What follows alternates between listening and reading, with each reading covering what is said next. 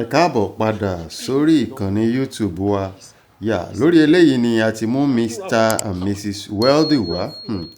Fíìmù yìí ní agbára púpọ̀ tí ó wù mí kí ẹnìkọ̀ọ̀kan wa kí a fi ṣe àríkọ́gbọ́n. Ẹ jẹ́ ká sáré lọ sórí Àpáta TV. Orí ibẹ̀ láti máa rí fíìmù yìí wò. Mr. and Mrs. Wealthy náà ni. Èyí tó jẹ́ kó yé wa wípé ọkọ àti ìyàwó wọ́n lè gbé inú ilé. Kán máa fi owó tákà.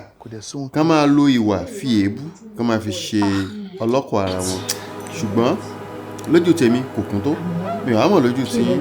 Ṣùgbọ́n ká lè rí nǹkan sọ. Mo fẹ́ kí ẹ bá mi tara ṣẹ̀ṣẹ̀. Ẹ lọ sórí ìkànnì YouTube. Àpáta. Ẹ lọ tẹ̀ síbẹ̀ Mr. and Mrs. Wealthy part 1 and 2 ni. Ẹ wò fíìmù náà ó kọ́ni lọ́gbọ́n ó sì kọ́ni ní ẹ̀kọ́. Tẹ́ bá ti wá wò ẹ jọ̀wọ́ ní nǹkan tí arábìnrin yìí ṣe fún ọkọ ẹ̀ nígbẹ̀yìn gbẹ̀yìn pẹ̀lú gbogbo títí àti ọkọ fi ara wọn fà. Tó wá ń ṣe fọ́kọ nígbẹ̀yìn gbẹ̀yìn ẹ̀jọ̀ ṣó tọ́ àbí kò tọ́. Ó di ọkọ mọ́lẹ̀ ó rọ̀kọ̀ yó ó lọ dì mọ́lẹ̀ sínú ilé kan tí ẹnìkan kò mọ̀.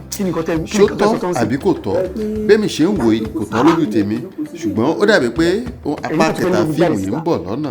Bí mo ti wò ó ṣe ṣòkò lápá kẹta. Lápá ọ̀dọ̀ sí kí lẹ́yìn rí sí kí lẹ́yìn rò sí ẹ jẹ́ kí n gbọ́ nínú comment section ẹ jẹ́ ká jọ gbé yẹ̀wò ẹ jẹ́ ká jọ wò wò ó lágbára díẹ̀. Àpáta TV náà lẹ ti máa rí wò. Ẹ ṣé púpọ̀ ẹ má gbàgbé ẹ bá mi like ẹ subscribe sórí YouTube kẹ́ ẹ lè máa gbádùn wa káwa náà lè máa gbádùn yín tiyín ni o. Ẹ ṣé púpọ̀. Àti pé ìyá tèmi jẹ níbi ọkọ ti tèmi ìyá ọmọ.